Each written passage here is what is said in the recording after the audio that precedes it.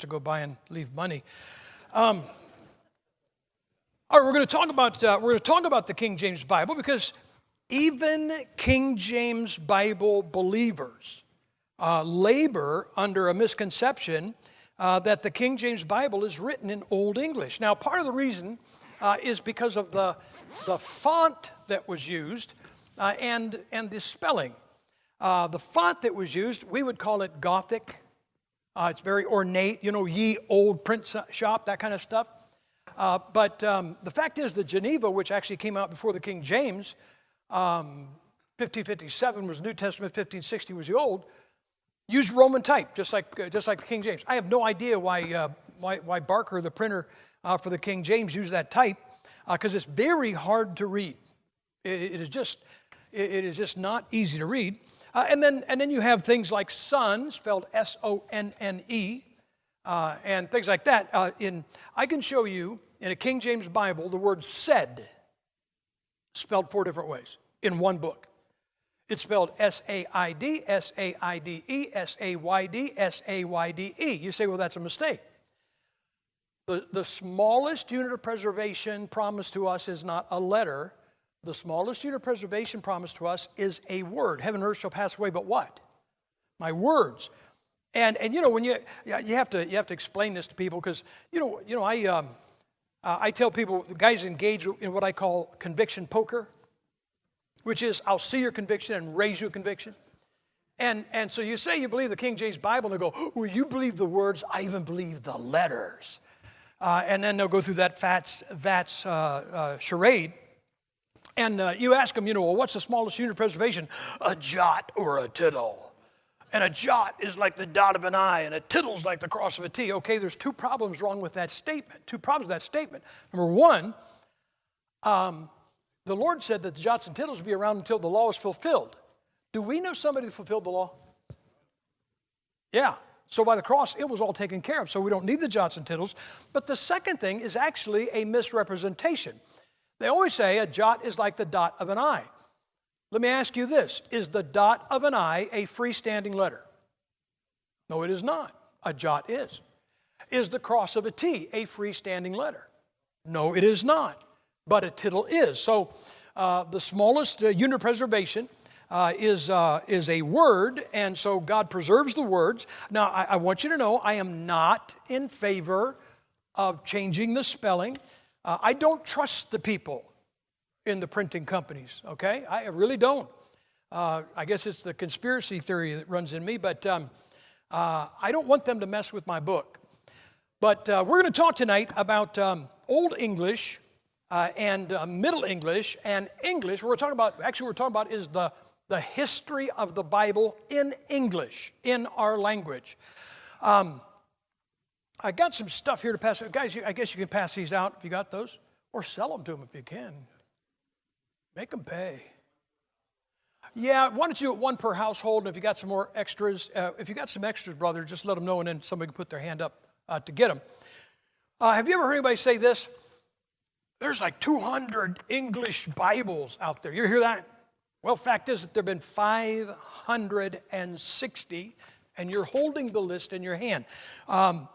This list is a compilation of a couple that I found, and then I've added probably 150 that were either overlooked or more recent to it. But we're going to look at this list, and you can take that home with you. That way you don't have to say there's 560. How do you know? Because some guy said that. Doesn't mean a thing. You got the evidence in your hand. If you have that, what I want you to notice, and when you get it, is that first off, there was never a complete Bible printed in Old English. Never. There was only one ever done in Middle English, which is very famous. We'll talk about that.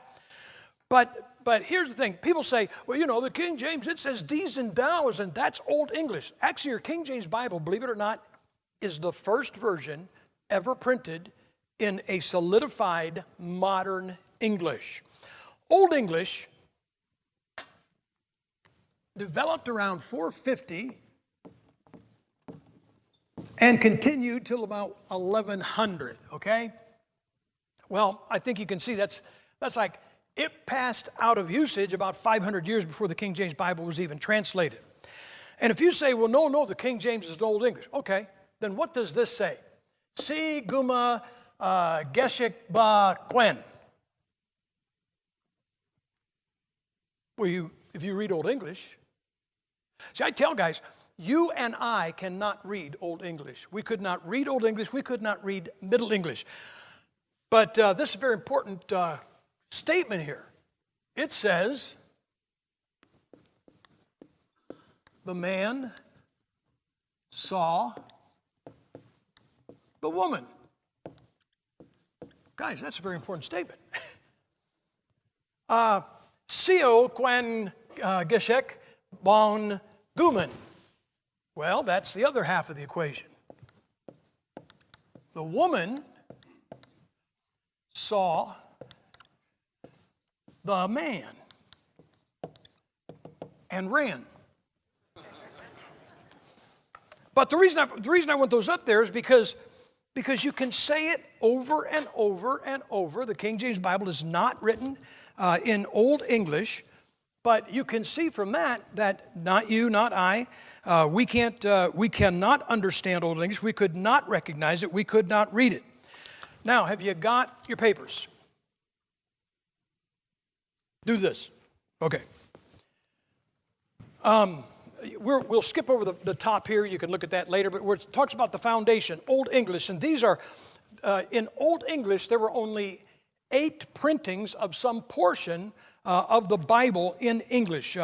If you look at your paper, the earliest was 735. The latest was 990. And what you have in there is you have 2 copies of Psalms in Old English, 2 copies of the Gospel, 2 copies of the Pentateuch, which are the first 5 books of the Bible, and then 1 of the Gospel of Matthew and 1 of the Gospel of John. But that's all that's ever been translated into Old English. And again, we couldn't read it. We couldn't understand it. And then you'll look next, it talks about on the front page there, Middle English. And incidentally, there were 8 also in Middle English. Now, Middle English went from about 1100 to 1450. So to think about that, that's still about 150 years before your King James Bible was translated. Middle English ceased to be used as a language. And if you say, well, I think it's in Middle English, okay. Laud me, stirs not want sal me. Somebody know what that says? Do you know what y'all know what that says? Everybody in this room knows what that says.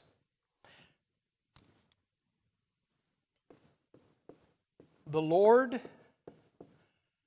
is my shepherd. But you see, guys, we can't read Old and we can't read Middle. And so your King James Bible is not, well, you know what? There was a glass of water around here somewhere. Does anybody know what happened to it? The guys that moved the pulpit, did you steal my water? Okay, thank you very much. I also need some notes. Or we take an offering, we could stall that way. In Middle English, there was 1 copy of the Gospel and the book of Acts, 1 copy of Revelation from the French. Well, who would want that? 2 copies of Psalms. 1 was a portion, just portions of the New Testament. 1 was of the Gospels. 1 was of the Pentateuch, the first 5 books, and the first 4 of the New Testament, the Gospels. And then probably the most important, and really, it was the beginning. This was like the beginning of a snowfall, and it was 1380, and it was the printing of the Wycliffe Bible.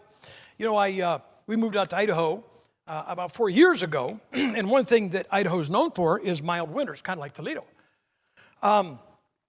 Really mild winters. I mean, you know, it might snow during the day, but by the next day, it all melts off.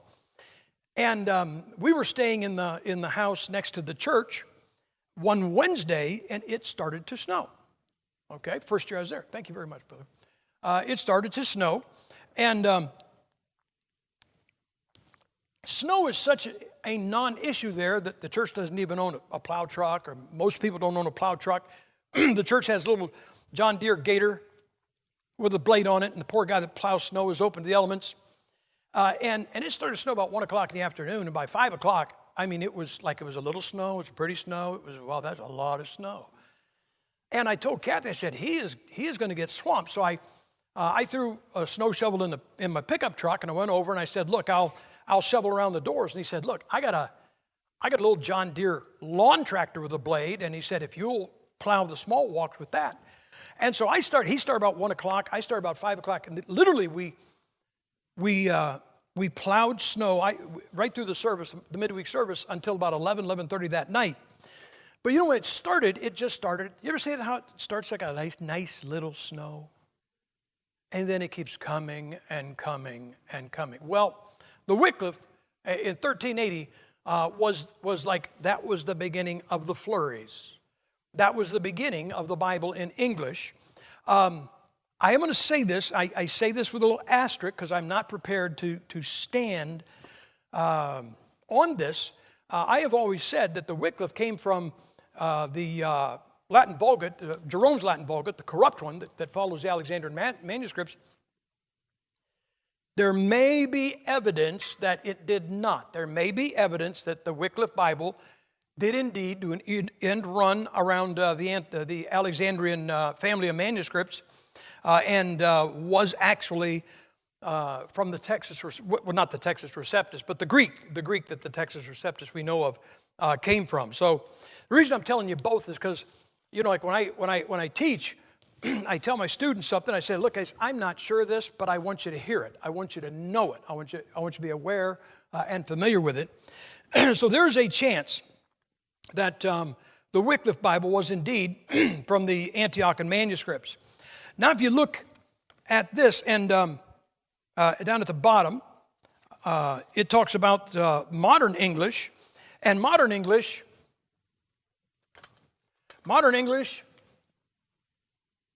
started about 1450 and is still gone. In fact, it would do well to stop, actually. But modern English was 450. Now you guys, you guys build houses, you put basements, correct? Right? Okay.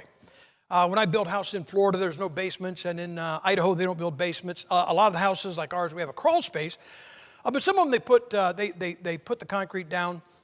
And if you know anything about concrete, there's two kinds of concrete. There's the stuff they poured yesterday, and that's concrete. And then there's the very same slab about a month later, and that is concrete. That is capital letters flashing off and on. And so you say, what's it doing? It's setting up. When they pour it, it has to set up. So, and cure. And that's actually what took place here. What took place in the English language was it went from Old English right around here to Middle English, and then around 1450 began the development of modern English. And believe it or not, that really went on until about 1600. And right around 1600, the very last, best way I can say it is the last instabilities in the language cured. There were some pronoun changes that took place at the end of the 17th century, the 1500s, or end of the 16th century.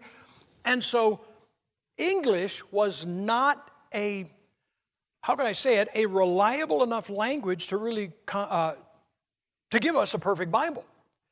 Which may have something to do with why some of the English Bibles before the King James, never caught fire like the King James did. But what you'll find, if you look here in your paper, and some of the most famous ones, look on the back of the first page. You have William Tyndale's. And by the way, William Tyndale did not translate the entire Bible. He translated the New Testament, portions of the Old. Then he was caught. He was strangled. They tied him to the stake and strangled him before they burned him. But he was burned at the stake. The last thing he said was his dying prayer. If you look at the last part of that paragraph, it says his dying prayer was, "Lord, open the King of England's eyes." And he got that prayer answered. And you hear about Henry VIII, and they talk about Henry VIII. You know, I think he had one wife after another because he wanted a male heir. And something was wrong with these women. They were all broke, gave him daughters. That's what he thought. But so he wanted to get rid of his wife, and the Catholic Church wouldn't let him. So he just did away with the Catholic Church. And he started the Anglican Church, or the Church of England, which is basically, it is the same format as the Catholic Church, except the head of the church is the King of England instead of the Pope in Rome. But we used to call it, when I was Roman Catholic, we used to call Episcopalians and Lutherans, they were Catholics that flunked Latin. But here's what he said. He said he wanted the Bible to be translated into English, into the vulgar English. Now, guys, if we talk about somebody being vulgar, we think they're using foul language, correct? But vulgar simply means common. That's why if I can use this word, original Latin, the Latin of 150 A.D., it was a Latin copy of the Antiochian text that your King James Bible is from. And that Bible became so popular that they called it, in Latin, they called it the Common Bible. But in Latin, the word for common is vulgar. So it was known as the Vulgate because it was common. And then about 1680, the Roman Catholic Church was having trouble because all these people are reading this Latin Bible that came out of Antioch, and it was kind of messing up their religious services. So they had Jerome translate the corrupt Alexandrian text into Latin and named it the Vulgate. Now, I'm sure in this list farther along, I think it's in the 20th century, somewhere back there, somebody brought out a new translation. Now let me ask you a question. If it's a new translation, and let's say they published it today, you could call it the newest translation, right? You could even make a claim, it wouldn't be true, but you could even make a claim that it's the most accurate translation. But if it just came out today, how many people do you think got it? So you couldn't call it the Common Bible. And yet, some decades ago, somebody brought out an English translation and named it the Common Bible, which is kind of like, how can you do that when nobody's even got it? And that's what the Roman Catholic Church did. They took Jerome's brand new corrupted Latin and named it the Vulgate, the Common Bible. Therefore, when you read history and you read that the church was embracing the Vulgate, you think they were embracing Jerome's corrupt text. The problem was that everybody ignored Jerome and his 380 Latin translation. And then the Catholic Church found out how to make theirs popular and get rid of the other one. They gathered up all of the old Latin Vulgates and their owners and burned them. And that pretty much put a stop to it. The old Latin Vulgate, now if you deal in the manuscripts, it is now known as the Italic. But that is the old Vulgate. That was the one that the church used. So when Tyndale, his New Testament came out in 1525, he was doing something that was illegal. The Roman Catholic Church had proclaimed that you could not read a Bible in prayer in English. You could not pray in English. Punishable, are you ready for this? By death. That's why Tyndale had to go outside of England to print his Bible. But he died on the stake, and in comes Henry VIII, and he said, I want my people to have a Bible in their language. And I'm going to give you guys a word, and if you could get anything through your head, get this word through, because I'm going to show you one of the most important words in history.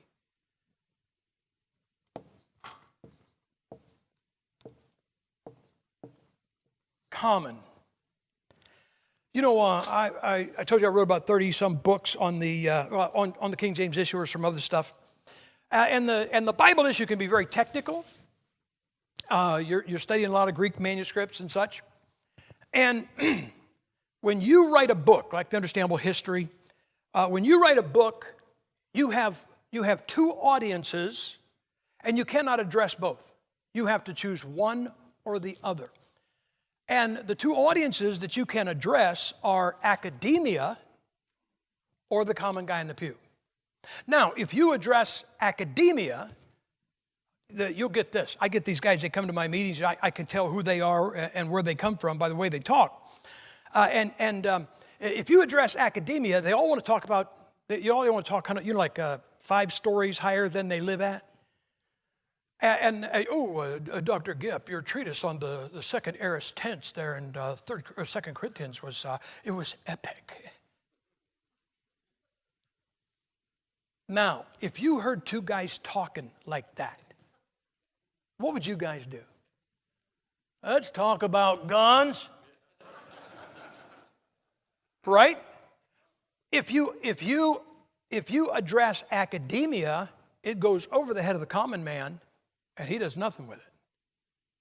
But the most dangerous person on this planet, it's not a preacher. The most dangerous person on this planet is the common man with a perfect Bible. But if you address the common man, then you guys get something. That's why the most important word in my history book is understandable history of the Bible.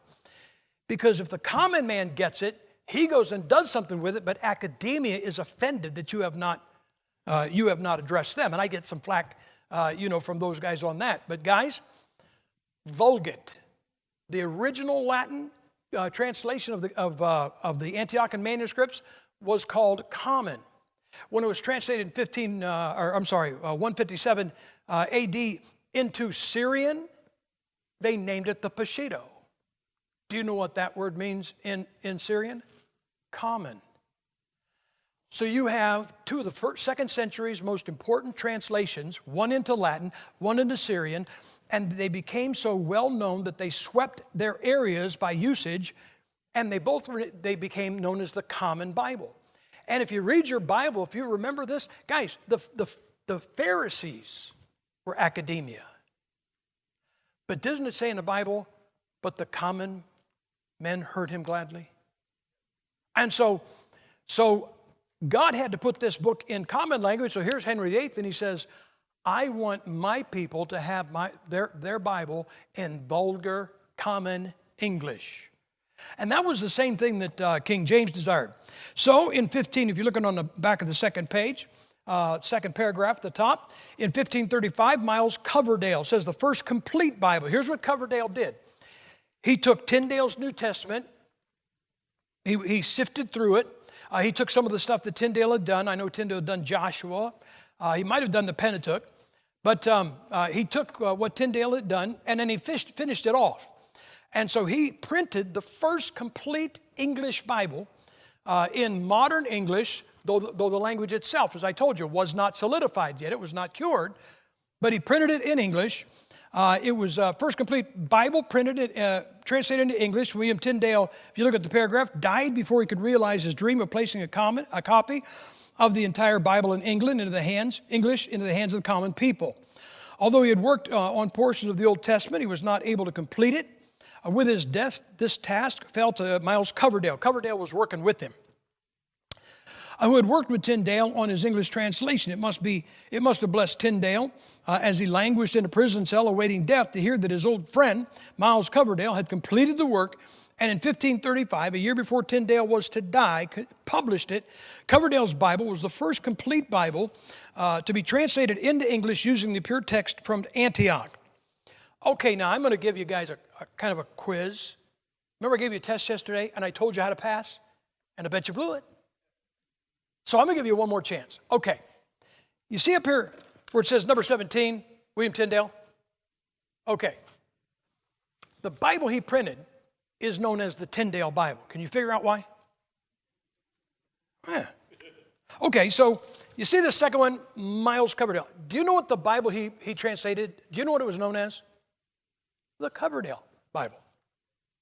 So that brings us to this one, the Thomas Matthews Bible. Would anybody like to guess who translated that one? Not Thomas Matthews. Thomas Matthews didn't exist. Now, there probably was somebody in England named Thomas Matthews, but he had nothing to do with that Bible.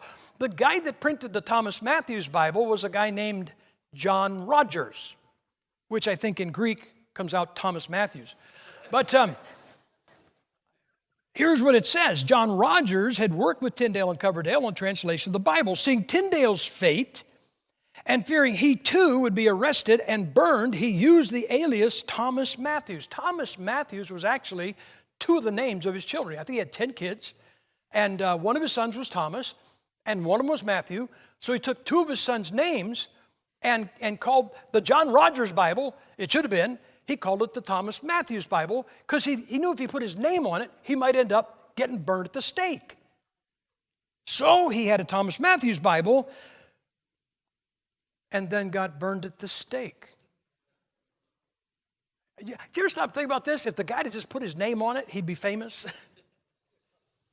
John Rogers had, seeing Tyndale's fate and fearing he too would be arrested and burned, he used the alias Thomas Matthews when he published his own English translation in 1537. This Bible caught the eye of England's King Henry VIII, who authorized it to be sold to the public at large and read by the public. Ironically, the man who changed his name to escape the stake died on it in 1555, while his friend and partner, Miles Coverdale, who operated under no false name, died of old age in 1569. So this is the order of the Bibles that, let's see how this works. Ooh, look at that. And no batteries. That's amazing. All right. So in 1525, you have the Tyndale, which actually is a New Testament. And then in 1535, you have the Coverdale. Now, keep in mind, we're now looking at translations into English that were translated from the same Greek text that your King James Bible is translated from. These are the Bibles that, this is the text that came out of Antioch. You know, I told you this list, if you look at it, there's 560 Bibles. And what I tell people is there's really not 560 Bibles. There's actually not even 500 Bibles. There's not actually 400 Bibles or 300 Bibles. There's not 200 Bibles. There's not actually 100 Bibles. There's not 50 Bibles. There's not 25 Bibles. There's not 10 Bibles. Guys, there's not 5 different Bibles out there. There's not 3 different Bibles. But there's not one. There's only ever been 2. Because Greek manuscripts, every Bible out there has been printed from a Greek text that comes from one of 2 places. Either Antioch in Syria, which was the head of the New Testament church, or Alexandria, Egypt, which was the head of academia. Everybody remember all those apostles that rushed down to Egypt to evangelize it in the book of Acts? You know what God said? Head for Europe. Get as far away from that place as you can. So if you walk into a Bible bookstore and say, Gipp, look right there, 25 Bibles. How can you say there's only one? There's only 2. See that King James? That's Antioch. The other 24, they're Alexandria. There's only 2 Bibles. And when you look at this, everything you look at, 560? Nope. Every Bible on a sheet of paper you have in front of you either came from Antioch or Alexandria. There's not 560. There's not 500. There are 2 Bibles represented on these 15 sheets of paper, 15 pages you got. In 1537, then you had the Matthews.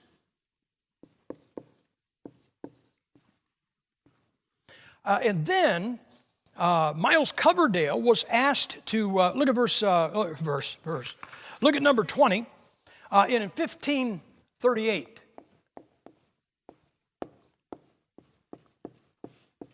he was asked if he would just kind of go over these and make some corrections. You say, how can you correct a Bible? You can if it's got a mistake in it. You say, weren't those a perfect word of God? Absolutely not. They were on the right track, but the language hasn't healed yet or been solidified yet. And there's another reason why, and I'll talk to you about that. But look at number 20. In 1538, Miles Coverdale was commissioned by Thomas Cromwell, secretary to Henry VIII, and Archbishop Thomas Cranmer to complete a revision of Matthew's Bible to be used in churches. Due to its large size, and it was a very large Bible, this Bible became known as the Great Bible. It is also sometimes referred to as the Cromwell Bible because he initiated the translation, or Cranmer Bible because he wrote the preface. It's sometimes called the White Church Bible because that was the name of the printer. And it's also known as the Chained Bible because it was chained to the altar of the Anglican Church so that no one would walk off with it. They'd have to have a strong back, but they'd have to do it. All right, then after that, number 21, you have the Taverner. The Taverner Bible, 1539.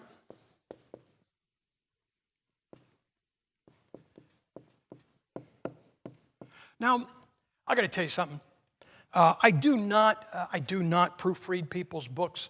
I am working on about 5 books right now, and every now and then somebody will send me an unsolicited manuscript, and they'll say, I'm writing a book, would you proofread it? And I said, no. Well, I want you to publish it. I said, well, the company, I have some protocols for my company for everything to be proofread, and I'm out of the loop. That does 2 things. Number 1, it frees up my time. Secondly, if one of my friends writes a book and it's a dud, I didn't reject it. My reader did. Now, I just had a guy, he wants us to publish his book, and he says, please, would you just please look at it? And I said, brother, you're asking me to lie to you. Because if I tell you I will look at it, I'm telling you guys, I spend my days looking at stuff, studying, researching, like I said, working on 5 books. I said, a guy sent me an unsolicited manuscript, and like 3 years later, I found it behind my chair in the living room. Now you say, don't you feel bad? No, I didn't ask him to send it. But if I'd have told that guy to send his manuscript, I'd have just never got it done. But I did this for a pastor in Australia many years ago. He wanted to write a book about the King James Bible. Now, you know what the Bible says in Psalm 12, 6 and 7? The words of the Lord are pure words, as silver tried in the furnace of earth, purified 7 times. Thou shalt preserve them, O Lord, thou shalt keep them, O Lord, thou shalt preserve them from this generation forever. I don't know what you think the 7 times are, but let me tell you, I don't know. Everybody likes to say, well, you know what that is? Well, I would like to know, and I really don't know that you know.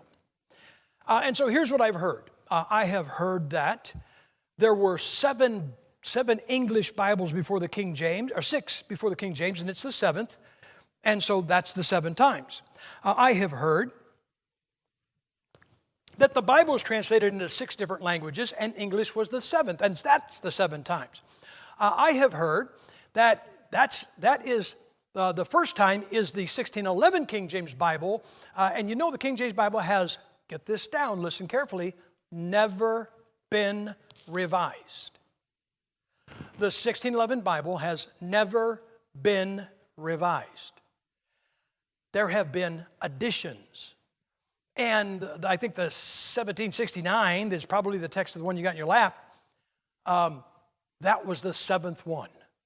Well, this guy wrote this book in Australia, this pastor, and he said, would you proof it? And I said, okay, I'll do it for lots of money.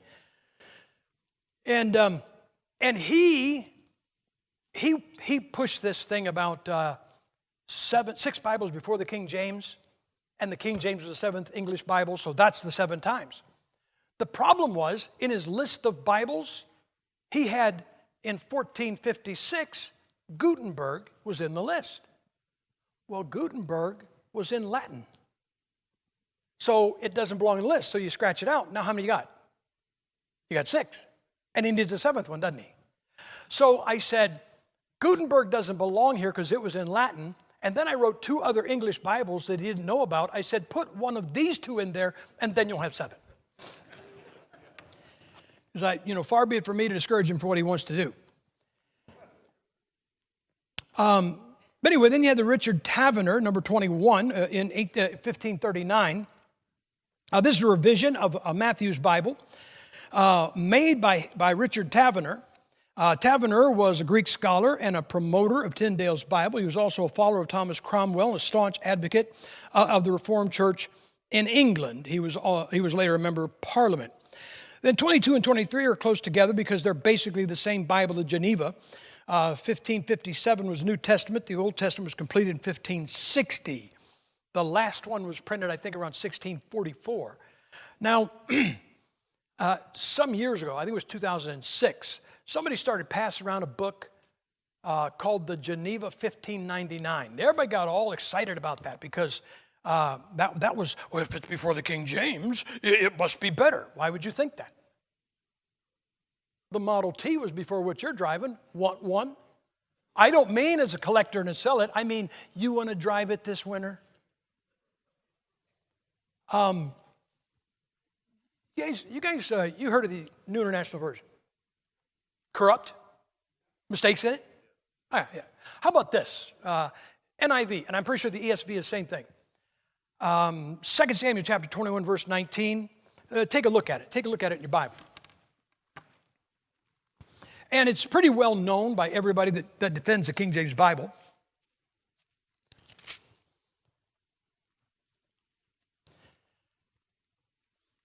And in 2 Samuel chapter 21, look at verse 19, and there was again a battle in Gob with the Philistines, where Elhanan, the son of Jehoram, a Bethlehemite, slew the brother of Goliath the Gittite, the staff of whose spear was like a weaver's beam. Now you'll notice in that verse, the brother of is in italics, correct? So you know what they do with the ESV and the NIV? They pull the italics out and insert a contradiction. Because an NIV says, Jehoram, a Bethlehemite, slew Goliath the Gittite. Who slew Goliath in 1 Samuel 17? David. But in 2 Samuel 21, it was Elhanan. So they put a contradiction where there was none. Now, do you think that's wrong or right? Come on, guys. Yeah. I don't know why. Because the NIV was just following the Geneva. I've read the Geneva once. Once was enough. It's a good Bible. It's a good Bible. It's just not the perfect Word of God. So, in 1560, you had the Geneva. That was the Bible of the Puritans.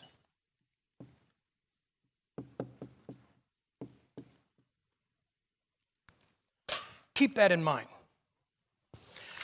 Then look at the top of page 3. In 1568, you had the Bishop's Bible. That was the Bible of the Anglican Church.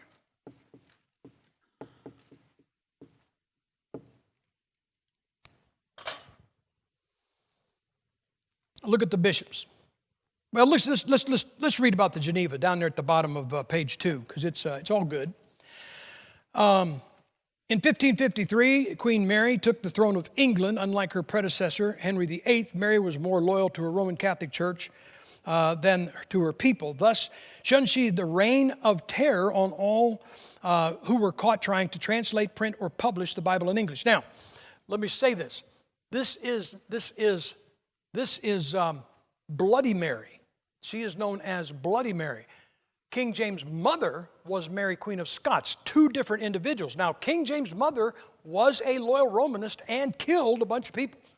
In fact, if you think about this, guys, I've had, again, along this line of why the 1611, not why something before or why something after it. Here's what you're going to find. Every Bible prior to the 1611 was one of two things. Keeping in mind, first off, English was not solidified, so it wasn't ready for a Bible yet. But every Bible, every one of these Bibles was one of two things. It was either the translation of one man or one group. The Puritans, guys, the Geneva, the Anglicans wouldn't use that. They wouldn't have it in their church. That's a Puritan Bible. Do you think the Puritans would use the bishops? Not on your life. So you had those two were one group translations. These were all one man translations. You say, well, the King James didn't translate the King James Bible. I will tell you this, he could have. I don't know if you know this, but most monarchs were illiterate. What do we teach our kids? You learn this and do this and work hard, and someday you might grow up to be president. You could come from the gutter and be president. You just can't be a billionaire and do it. But let me ask you something. How did you get to the throne? Weren't you born of the royal family? So why do you need to read? You got people that'll read to you. King James was a tremendously educated man.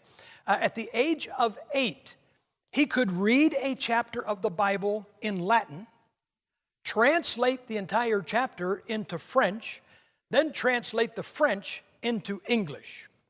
He was a tremendously intelligent and well-educated man, and could have been on his own translation committee, but he wasn't. But the King James Bible was not a one-man translation.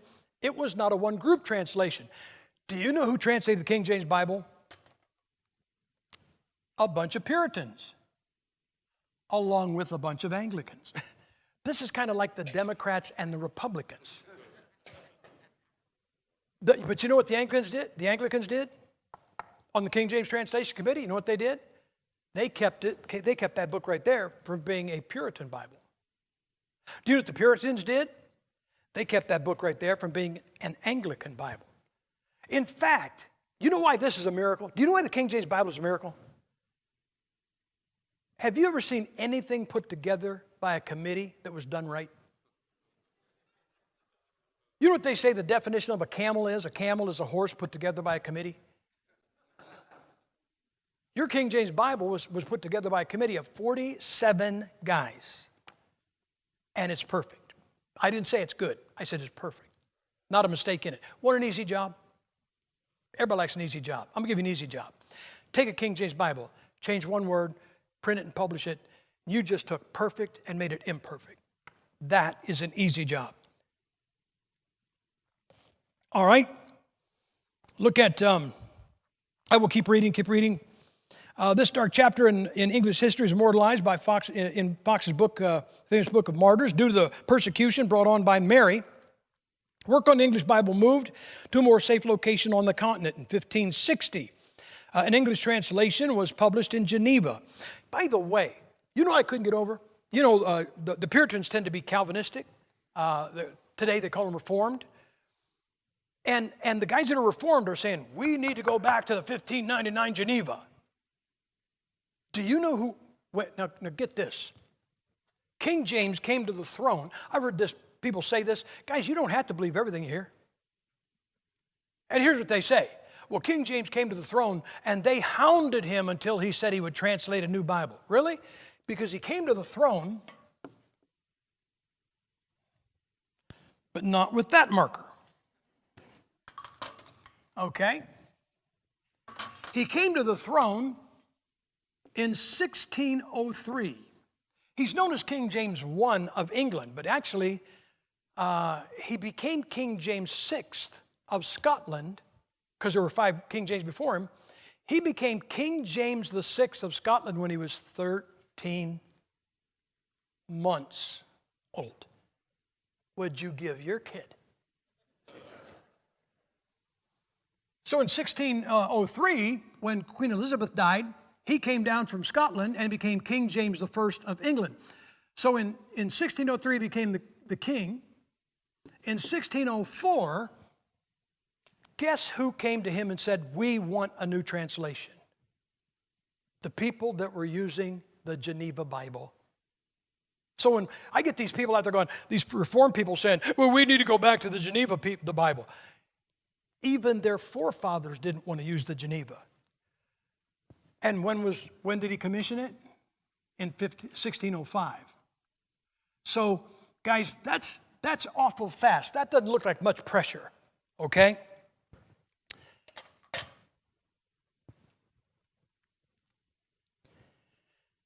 This was the middle of the paragraph, bottom page 2, and this was to be the second most popular English Bible. That's about the Geneva.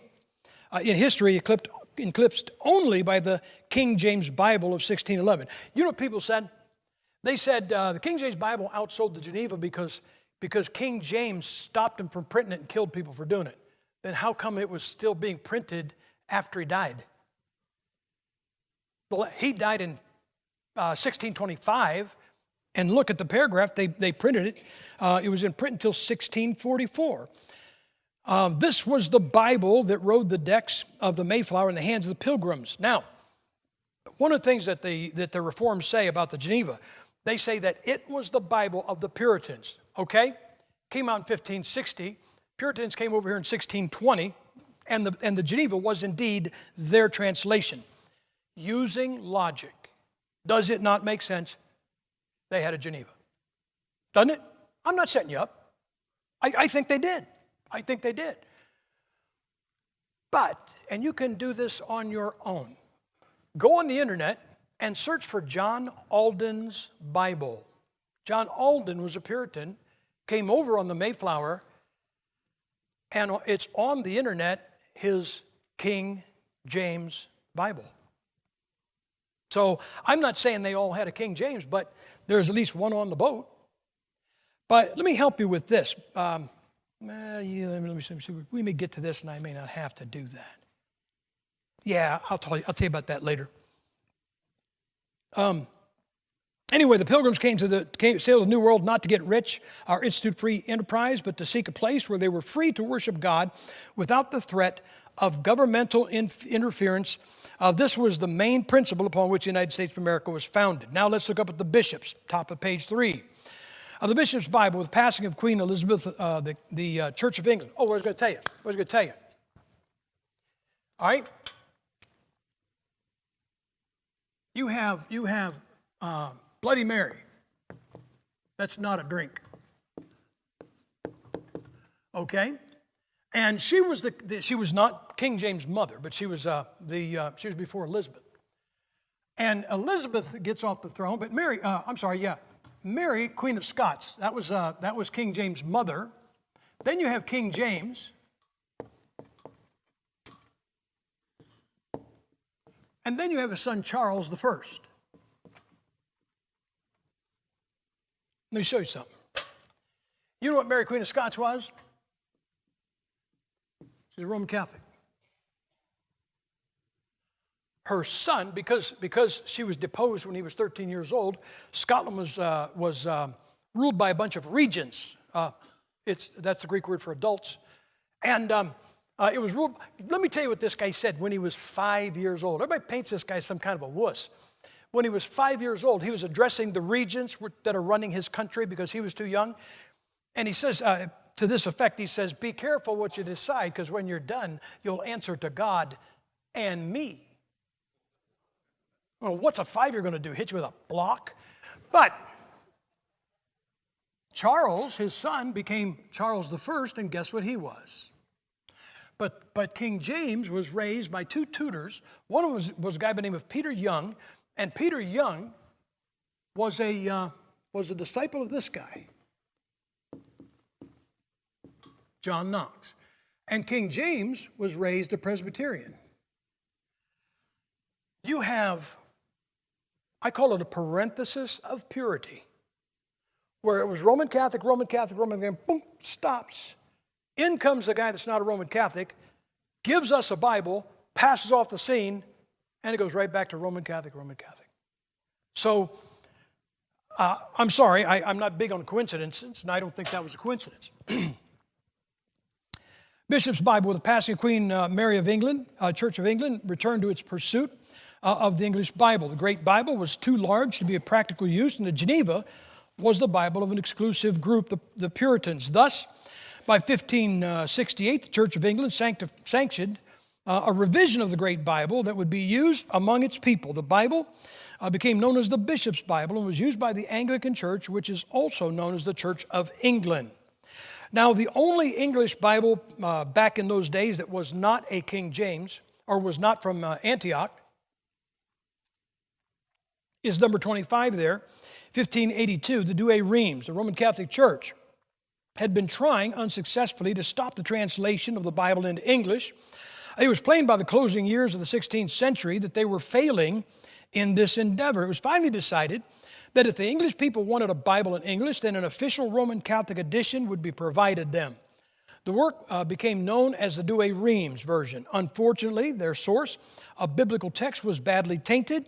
Rather than being translated from either Hebrew or Greek, the Douay Rheims text used was Jerome's Latin translation of the old, long-rejected Alexandrian text. It can be expected this translation was wet tinder and never caught fire unless it was thrown into the oven. So those are the Bibles that you have until this one.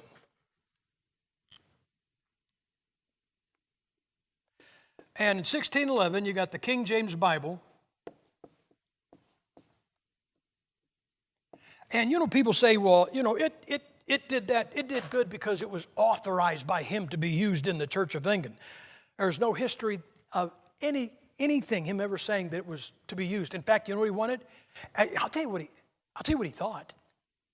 He wanted his people to have the Bible in English, the English people. I don't know if you know this, but King James was the guy that united the warring tribes of Scotland and Ireland and England. And he built the foundation for what was known to later be known as the British Empire. Now, sidebar. Do you know what the English flag looks like? Not what you think. You've seen the Union Jack, have you not? That is not the English flag. The English flag, the flag of England, you'll see it sometimes. If you're looking, if there's some kind of a parade and you're watching TV and you'll see somebody waving a flag and you'll see an odd-looking flag, here's what you'll see.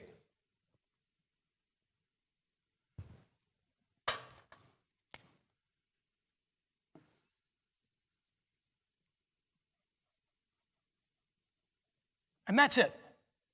It's a white flag with a red cross on it. That's called the Cross of St. George. And that is the flag of England. That is not the flag of anybody else. The flag of Scotland looks like this.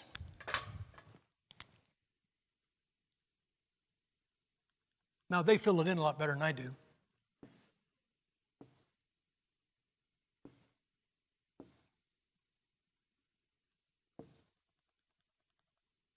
Now, and sometimes up in Scotland, you'll see that flag flying. Now, let me ask you something. If you saw two groups, didn't know who they were, didn't know what their flags meant, but one was waving that flag and one was waving that one, wouldn't you say, those guys are not together? Right? So what do you do when you unite these guys with these guys and you need to get a flag? Well, what you do,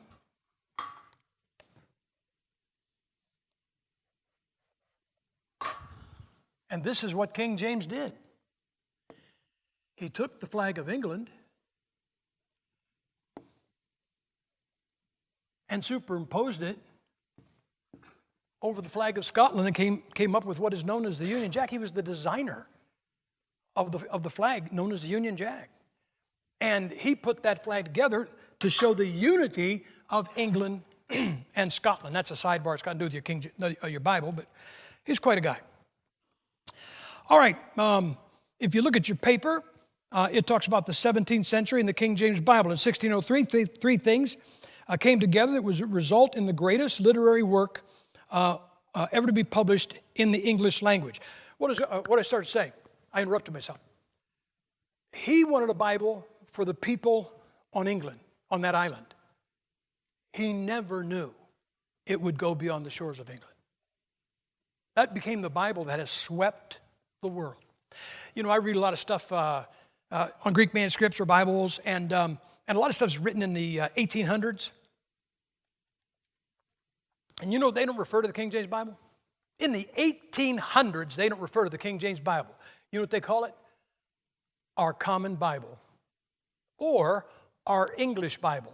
And when they said our Common Bible or our English Bible, the King James was so common that everybody knew when they said common or English, it was the King James Bible. And that's what happened. It became the Bible of the English-speaking people. In 1603, three things changed. Three things came together that would result in the greatest literary work ever to be published in the English language, the King James Bible. The first was the ascension to the English throne of the Scottish king, James VI, who promptly became known as James I of England. This great king was to unite the warring kingdoms of England, Ireland, and Scotland, and laid the foundation for what was to become known as, in history, as the British Empire. Did you ever hear that famous statement, the sun never goes down on the British Empire? Do you know what that means? That doesn't mean that it's going to, the British Empire is going to, peak and then go downhill. That's not talking about the empire is diminishing. It meant that on our globe, yes, it's a globe. Anyway, on our globe, the British Empire encompassed so much that there was never, ever a time, no matter where the sun was, that it was shining. It was not shining on some portion of the British Empire. So when they say the sun never sets on the British Empire, what they meant was that when it was midnight in England, somewhere on the other side of the globe, the sun was shining, and some of the turf that it was shining on was part of the British Empire. So that's what that means, the sun will never sets on the British Empire. Second, try as they might, those who had translated the Bible into English faced two overpowering problems. We already talked about that, one man, one group translation.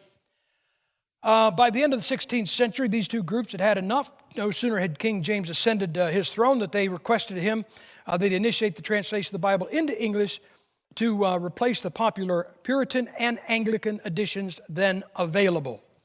I will tell you this. I was over in England a couple of times, but I think it was 2009. And you ever hear this? Do you ever hear people say that there were actually two 1611 King James Bibles because there were two companies at Cambridge and they produced one, and there were two companies at Oxford and they produced one? Have you ever heard that? Anybody ever heard that? Because that's almost correct. There weren't two King James Bibles in 1611. There were three. There were 6 companies, 2 of them in Oxford, 2 of them in Cambridge, and 2 of them in Westminster. And they all produced a King James Bible. I have a book it's a reproduction, about it's in the 1800s. And the guy is literally comparing 3 Bibles that on the title page say 1611. Not a 1611, one printed in 1612, one printed in 1613. They were all 3 printed in 1611. He's comparing the 3 original King James Bibles, and they are word perfect, except one will say ye, and the other one will say ye. One will say, as I mentioned earlier, though you can find said spelled 4 ways in one Bible, if you have a 1611 King James facsimile, that is one of these, and it has the word said spelled 4 different ways. But one of them would have the word said spelled in the same. You look at one verse in 3 King James Bibles. One says S-A-Y-D, one says S-A-Y-D-E, and the other one says S-A-I-D-E. But as I mentioned already, the smallest unit of preservation is a word, so the word is preserved. So I'm over in England, and we're in Westminster, and I'm with a missionary and some guys from his church, and there's this guide. He is, telling everybody about this and this. And so we're in this large room, we're looking at stuff, and the guide comes over and he says, "Would you come with me, sir?" And I thought, uh-oh, he found out. And he took me, and he found out what I did. One of the guys told him what I do. So he said, "I want to show you something that is not part of the tour." And he took me upstairs in Westminster and opened up a room, and he said, this is the office of John Harmar. John Harmar was one of the King James translators. He said, "You are now standing in the room that one of the King James translators did his work in," which was pretty neat, pretty exciting. So by the 16th century, those groups had enough. Here's what he told me. This figure right here. If you look page 3, number 26, 1, 2, 3, toward the end of the 3rd paragraph, it says the work was begun in 1604 and was completed in May of 1611. He said that the first recorded sale of a King James Bible is in May of 1611. They say, "Oh man, that's 5 months after the year started." No, that's 1 month after the year started. Because in 1611, it was up until, tell you in a second. It was up until 1752. Before 1752, they started the year on April 1st, just like in the Bible. That was the Julian calendar. There, I got it in your notes.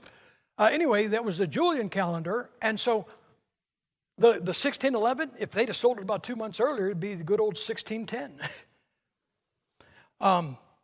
And when they changed in 1752 to the Gregorian calendar, there were a bunch of stalwarts who said, we're not going to do it. We're going to keep celebrating New Year's on the 1st of April instead of 1st of January. And so to pressure those people into joining everybody else, when they began their New Year on April 1st, they began to play tricks on them and called them April Fools. And that's where April Fool's Day comes from. I already gave you this. The third was the coalescing of the English language, and that tells you some of the things that took place. Now, starting here, we're not going to go through all of these because we've got 560. But starting with number 27, you're looking at some of the Bibles that were just from the 17th century, the 1600s. I will tell you what some of them are. From the 17th century, of course, you got the King James. There was a paraphrased New Testament in 1653, an annotated Bible in 1657. There was a Romanized New Testament. Ooh, we don't want that, in 1660. There was Baxter's in 1685 and Clark's version in 1690. Then came the 18th century. And in the 18th century, that would be the very top of page 4, you have this. Look at number 35. 1729, the New Testament in Greek and English. As far as I know, I might be wrong, but as far as I know, that is the earliest Greek-English Bible. In other words, sometimes you'll buy a Greek-English interlinear, and on one page it'll have the Greek, that page of the Bible in Greek, and across the page it'll have it in English. And that was Mace's, Daniel Mace, his New Testament of 1729. Another famous one, though we don't need it, look at number 42, and that is John Wesley. John Wesley was a great man, and he translated a New Testament and put his notes in it. And the one I want to call your attention to is number 56, and it's in bold, 56 and 58. It says in 1777. What happened in 1776? We declared our independence from England, right? And where's this Bible come from? Yeah. And weren't we rebelling against a king? And what is this Bible called? Yeah, you know that just might not be a real popular name in 1777. So it says, with the Declaration of Independence in 1776, importing a Bible whose name included an English king became difficult. Therefore, Robert Atkin printed this New Testament, which was a King James Bible, under a more acceptable name. This is the first scripture printed in the United States. And then down to 58, it says the Atkin Bible, the complete King James Bible. It was sanctioned by Congress on September 12th, 1782. This was the first complete Bible printed in this country, and it's a King James Bible in every way except what the title page says. It says it's called an Atkins 1782. It is a King James 1611. Just for clarity's sake. Nah, we'll get to that. I don't want to get ahead of myself. When do I have to be done? Friday?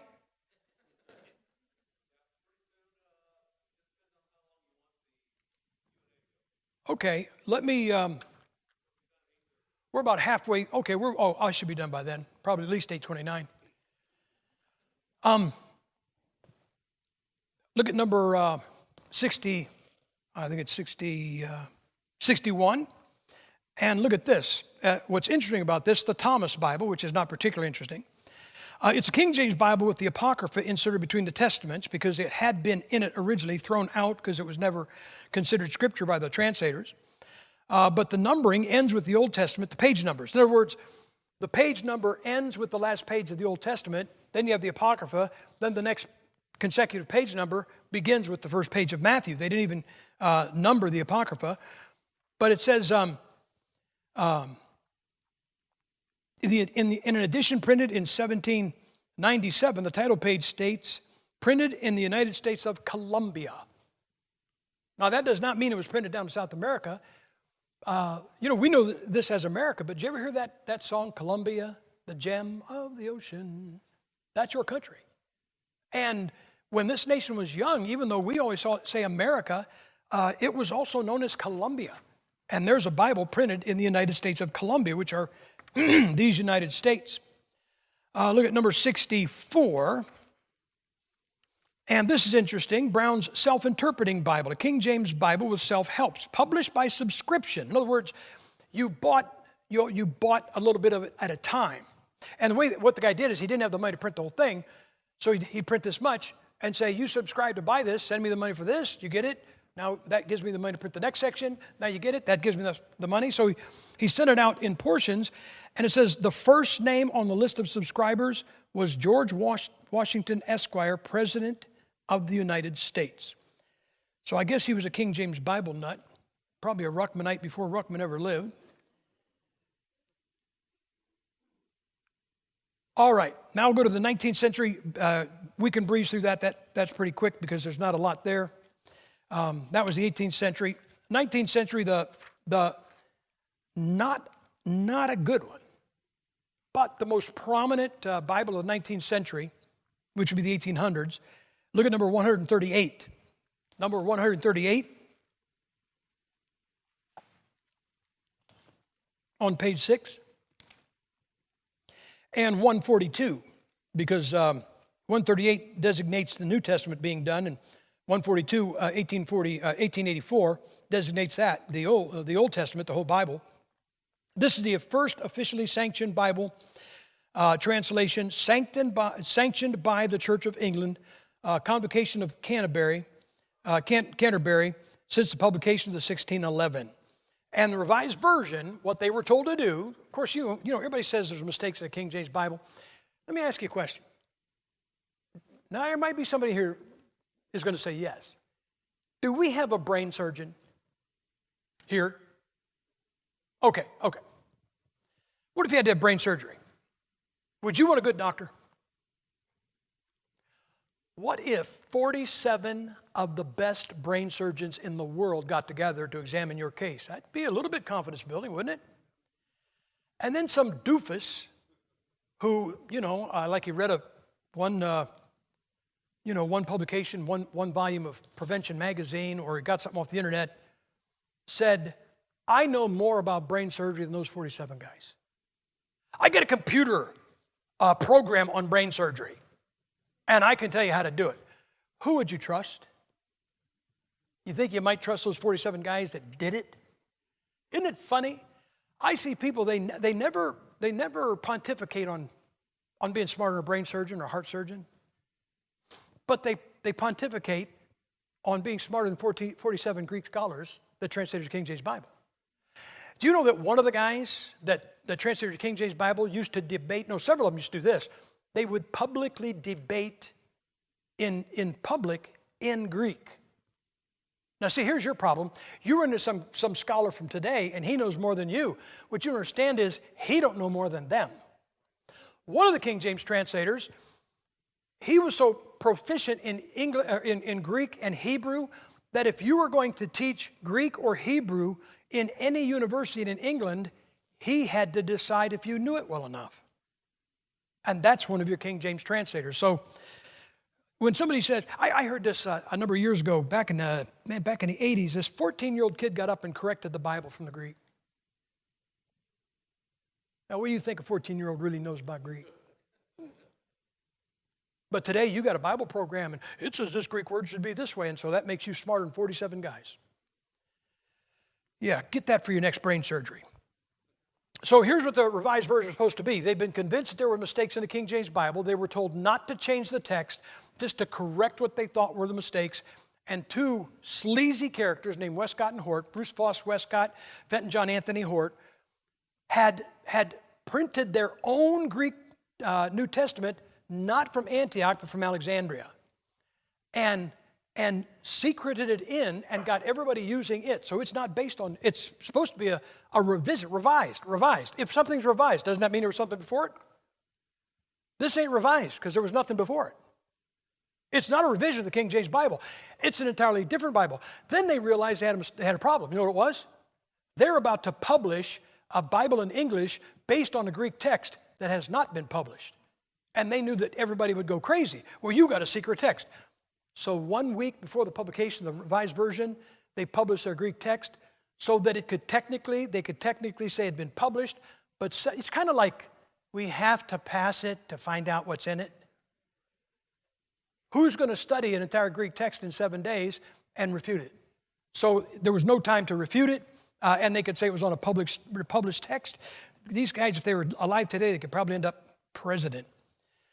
All right, look at number 160. And now we're in the 20th century, 160, 1901. That's the American Standard Version. The American Standard Version. Do you know how much these guys, do you ever hear these guys, we want the Bible in the language of the people? Doesn't that sound, yeah. You know what the publishers, the translators of the American Standard did? They said, if you'll let us, to the RV, if you'll let us use your copyright, we won't do our translation for 15 years.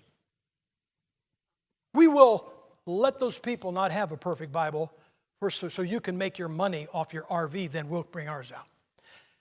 That's dedication.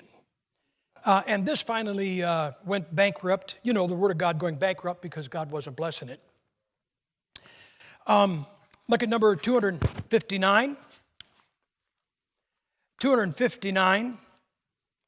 That is 1946. That's the Revised Standard Version, New Testament. 269 is the 1952. That's the Old Testament going along with it. That was a revision of the Revised Version. So the Revised Version got revised into the American Standard. The American Standard got revised into the Revised Standard. I don't know why they call it Standard because nobody used it. Look at number 341. In 341, 1973, you have the New International Version, the New Testament. And that has been revised several times since. I want to call your attention to number 371 and number 425. 371. 371 is a 1982 New King James Version. You guys heard of it, right? Right. A number of years ago, I debated on national television, the head of that translation committee, a guy by the name of Art Farstad. He's a nice man. I believe he was saved. I believe he loved the Lord. He just made a mistake here. That's all. And then 425, you have the 1994 New King James. Did you ever hear anybody say this? Which King James Bible do you use? A 1611 or 1638 or 1762 or 1769? And when I hear them talking those numbers, I think, how many stitches would you like? Let me ask the men. The men will have the answer. There might be some women who probably have the answer. Guys, if I said, tomorrow I'm going out and buying a 1911, somebody tell me what I'm buying. Oh, I'm not buying a 1911 Ford? You know I'm buying a gun? What caliber? 1911 45, huh? Yeah, Colt automatic pistol. Except that in 1945, when they brought that out, or in 1911 when they brought it out, you only got it in 45 caliber. But today, you can buy a 1911, the same mechanism in a 9mm, or Smith & Wesson 40 cal. But it's a 1911. And that Bible in your lap is basically the last edition, the 1769, but you know what it is? It's the 1611 because it reads the same. So when somebody says that, here's what I ask them. Well, which New King James do you use? The 1982 or the 1994? You know why there's a difference? Open your Bible to Zechariah chapter 13, verse 6.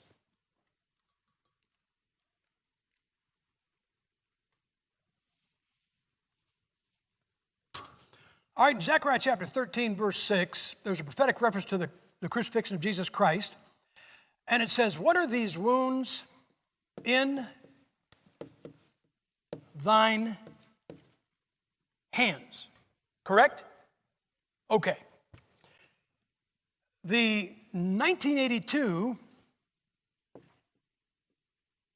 New King James says this, what are these wounds in your hands?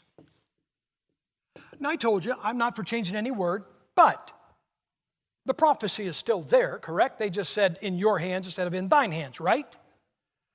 But if you have a 1994, here's what they did. They made changes in the New King James in 1994 and didn't tell anybody. I got both of them that I use for doing this. And in the 1994 New King James, it says, what are these wounds between your arms? And you just lost the prophetic reference to the crucifixion of Jesus Christ, and you can have two New King James versions looking at the same verse, and they both read radically different. So when somebody says the thing about, well, there's just been so many King James, yeah, but they all read the same. That one doesn't. Number 451, just about done, 451. 451 was the Holman Christian. Now, you see where it says Standard Bible? That's not true. I don't mean because it's not standard. When it came out, it was called the Holman Christian Study Bible, not Standard Bible. And then they, somewhere along the line, they decided to change it to Standard Bible. Now, 21st century, look at number 460. And 460, you got the King James 2000 version. Right under it, you had the King James 21, 21st century. Everybody's going to try to get this. I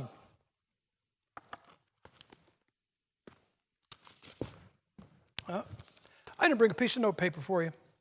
I'll try to get this off the top of my head. I better not do that. In the 19th century, there were 301 translations. It averages about 3.1 translations a year. In the 20 years since this century has begun, there's been 117. I think if I just wrote the figure down, it's on my desk at the motel, but I think that's 8.8 translations per year. Brother, and you say, well, we must have the Bible somewhere. The Bible's nowhere. It's here, but it's nowhere else. And let me tell you the major difference. That RV, even though it was corrupt, it was started by a religious organization, the Confraternity Edition, or the Confraternity. And previously, not that this makes it right, translations were called by religious bodies. Now they're initiated by publishing companies, because everybody wants a piece of the action. I'll just tell you this. I got a publishing company, and a few years ago, one of my guys was talking to a lady over at Oxford Press in England, and he just, a crazy thought came to him. He said, do you guys even, you print all kinds of Bibles, right? Oh, yeah.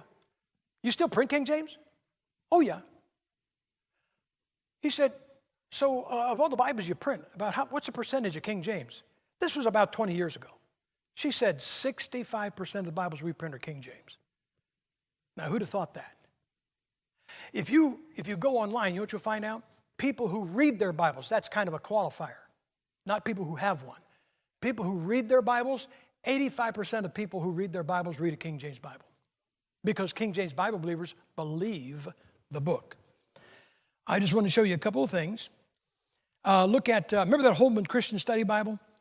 All right, 451, it came out in the year 2000. Now look at 486, down at the bottom of page 13. Well, there it is, the Holman Christian Standard Bible. Oh, wait a second. Look at 492 on page 14. Oh, 2004, the Holman Christian Study Bible. Look at number 566 on the last page, page 15. Wasn't that amazing? They dropped Holman. They just called it the Christian Standard Bible, a major revision of the 2009 Holman Christian Standard Bible. So you got a Holman Bible printed in 2000, 2002, 2006, 2003, 2004, and 2017. Which Holman Study Bible do you use? Because they make a change every time. How about the Living New Testament? Look at 1996. I don't think I have the. I'll look at I got to think 439. 439.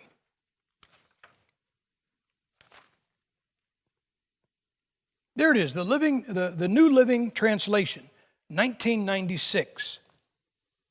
Now look at 491 on page 14. 2004, New Living Translation.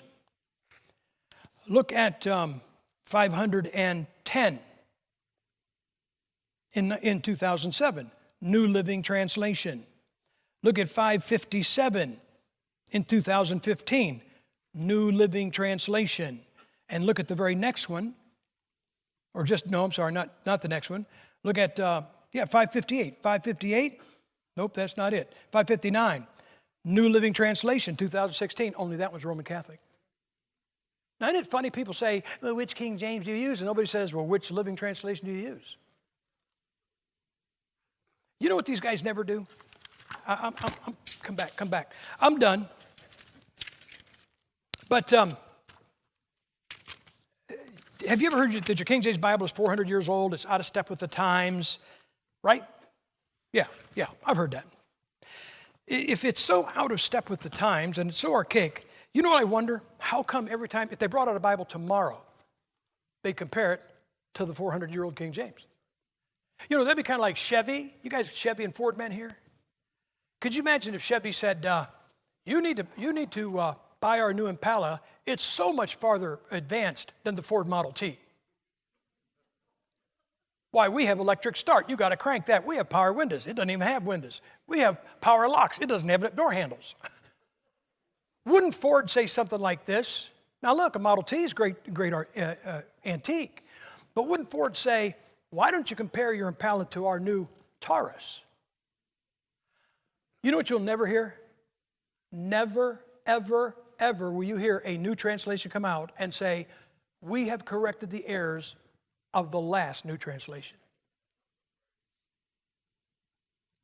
In that John Ankerberg program in 1995, when we were debating those guys, Art Farstad came over to me afterwards. The funniest thing happened. There were 8 of us. We were all making a last statement, and it got to Art Farstad, New King James, and he was majority text, but it was pretty much TR. And I think he brought up the subject of the last 12 verses of Mark, which had never been brought up in 8 programs, 8 half-hour programs, or 8-hour programs, had never been brought up. And the guy sitting next to him, who was working on the New American Standard, he said, well, I was going to say something, but I have to address what he said. He tried to correct Farstad. And Farstad came over to me afterwards, and he was very, what's that word? Just kind of introverted. And he came up, and he shook my hand, and he said, I'm sorry I couldn't help you more, but, and walked away. You know what the finished sentence was? But I work with these guys. One of those guys was his student. Guys, they never criticize each other's work. They will bring out a Bible that's different than it, so they must think there was an error. But how come if this is so out of date and it doesn't matter anymore, how come everyone, if they brought one out tomorrow, they compare it to the one they said isn't even relevant? Why don't they correct the errors? There's plenty of errors in the ones that are out there now, are there not? Okay, sorry to take too much time. Lord bless you all.